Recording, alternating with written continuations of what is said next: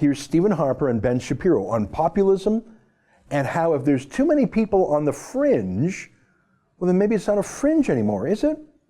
Yeah, this was a fight that I had with a lot of people who considered themselves populists, is that I looked at Europe and I said, I don't want the American Republican Party turning into a European far-right party, because it seems like there is actually a distinction. And you obviously being from Canada, maybe you can either tell me whether this is correct or not, that American conservatism is of a slightly different brand than conservatism in Europe or in other countries, in that based on the idea of God-given rights protected by a limited government, the essential assumption is that if something comes up, it is not the government's job. And populism sort of suggests there's a problem, and now it is the government's job. And so if there's a problem in your town and you've lost jobs in that town, now it's the government's job to step in and fix it. Or if the government caused it, it is, particularly. And look, so we can debate whether certain movements in Europe are far right or they're just kind of populist conservatives, or are they actually far right? I think it's the wrong question. The question is, are they being fueled by legitimate grievances? And I guess I would argue, and I argue this as someone who ran the largest per capita immigration program in the world, I would argue that when you are letting hundreds of thousands of people illegally or irregularly overrun your borders, that is a legitimate grievance.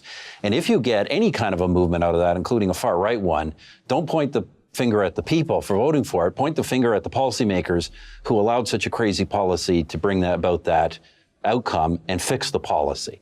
You know, the one thing I would say that when people, you know, it's easy to condemn. In fact, I had a rule in I united the conservative movement in Canada. I've been divided into historically two parties and various factions. But I always said, you know, if I got 1 or 2% on the right of me, that's fine. But when you get 5% or 10% or 20%, or infamously with Hillary Clinton, 45, 46%, and you're calling them fringe, there's something wrong with you. We live in a democratic society. You can't start condemning large segments of the population as fringe. If they're voting for that, you've got to address their concerns, and especially, as I say, if their concerns are legitimate. So you can complain about the policies of those, quote, far-right parties, but offer an alternative. Don't pretend they don't have a legitimate issue. I thought that was fascinating. And what a contrast to how Andrew Scheer and even Jason Kenney are running their conservative parties. They're throwing conservatives overboard. They're avoiding tough questions about things like immigration, and they're even occasionally mimicking the language of the leftist media in criticizing the far right, when in fact it's not far right at all to be worried about such things.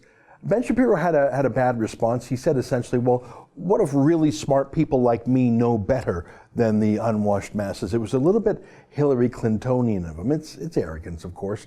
Watch how he compares the unwashed masses to his own young child. But watch Stephen Harper's great answer. There's some times where my kids have a completely illegitimate grievance. In fact, it happens on a fairly regular basis. Their grievances that, you know, they want candy and they can't have it, or they don't want to brush their teeth, as my daughter did not last night, and she needs to brush her teeth or she's going to get cavities. Yeah, there's certain, when is it possible to give people... like you, I'm a man of faith. So, you know, as a man of faith, you believe there are certain things... I mean, God is constantly telling people... There are certain things that are morally right and certain things that are morally wrong. But I guess what I'd argue as a more pragmatic politician is that most things that are morally wrong are actually pragmatically bad for you over time. And that's why we as conservatives don't advocate them. We advocate instead solutions that may not always be what people want to hear, but they've got to be things that at least address their concerns. When somebody says, let me give a practical example from the last campaign of why Donald Trump won. When somebody says, you know, we've had deindustrialization of my entire region, my kids have no economic opportunities, no jobs, et cetera, and your response to them is, well, I'll cut the high marginal rate on taxes. It doesn't really address anything they're worried about. So you've got to come up with policies that address their concerns. And that's where I talk about the pragmatism. Yeah, that's a good point. It also is a bit condescending to compare an infant child to a grown-up adult voter. That's an excerpt from my daily show, The Ezra Levant Show, weekdays at 8 p.m. Eastern. Every day I do a monologue, interview a guest, and read my fan mail and my hate mail. To subscribe, go to therebel.media/shows.